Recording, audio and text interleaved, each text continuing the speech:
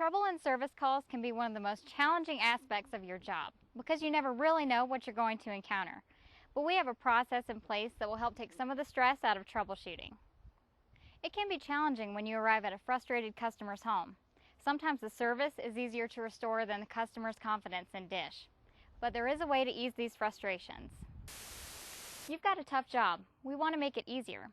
The Troubleshooting Job Aid is one of the tools developed to help.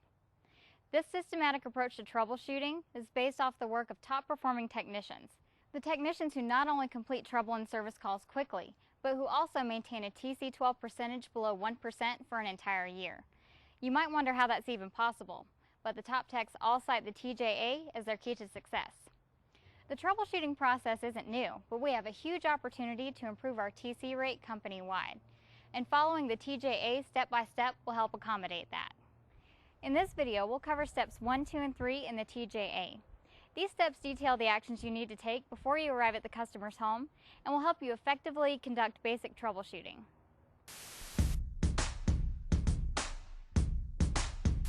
Before leaving the office, make sure your SuperSat Buddy is fully charged. If not, ask for a new one. You can also charge it in the vehicle between uses.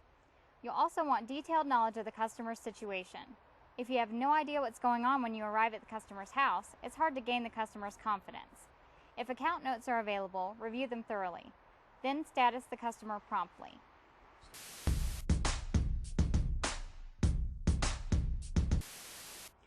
Bringing your SuperSat Buddy with you to the customer's door sets a positive tone. It shows the customer that you're ready to get the work done and you have a high-tech tool to do it quickly and effectively. Remember that the customer has probably spoken with a few people by now, and they may be frustrated. Always be professional and show empathy. Greet the customer warmly and show them you know what's going on. You might say something like, "I hear you're having some trouble with the signal on your hopper." Then you'll want to ask a few probing questions. These probing questions will give you more insight into the problem that the customer is experiencing. If the problem is on multiple receivers, you might be tempted to start troubleshooting at a shared component like the switch. While that may be the root cause of the problem, skipping steps in the process totally defeats the purpose of troubleshooting. In reality, you're just guessing at the problem. The point is to make sure that you have a logical and repeatable way to address every single trouble and service call. This way you don't miss easy fixes or other underlying problems within the system. The process makes sure that you are always correct. After asking probing questions, begin initial troubleshooting.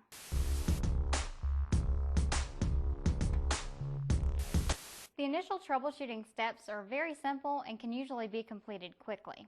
They're very important to the overall process and can cause a lot of frustration if you skip over them. They usually only take a few seconds, but can cost you minutes or even an hour if not completed.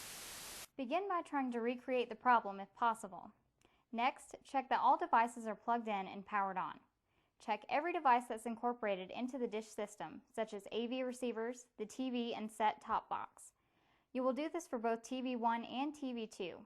Or, for the Hopper system, you'll do this at the Hopper and each Joey location. Make sure that all cables are connected correctly and properly secured. Then, check that all TVs are on the correct input or channel. This can be done simply. Just check if the customer has a picture or error message on the screen. If the customer has a smart card, check that it's inserted properly. For operational receivers, make sure the remote is communicating properly. There are multiple potential causes for a non-functioning remote: device codes, the remote itself, and IR interference, to name a few. Making sure that the remote is programmed properly will give you a consistent starting point for remote troubleshooting. Next, check the system info screen. This step will give you more background on the issue the customer is experiencing. For example, if the hard disk drive is working properly, or if there are signal issues coming from a particular orbital location. Steps 1, 2, and 3 in the TJA walk you through preliminary troubleshooting. Most of the actions in these steps can be completed very quickly. And while some of these steps may seem remedial or redundant, it's very important that you complete every one. This can mean the difference between a resolved issue and a repeat TC. The TJA provides you with a repeatable, systematic process to help you quickly resolve any technical issue. It was created based on the work of your top-performing peers. Follow every one of these steps, and your trouble and service calls will be resolved more quickly and more effectively. Thank you for joining us. Remember, this video and the entire troubleshooting series can be found on DNS Portal along with the Troubleshooting Job Aid.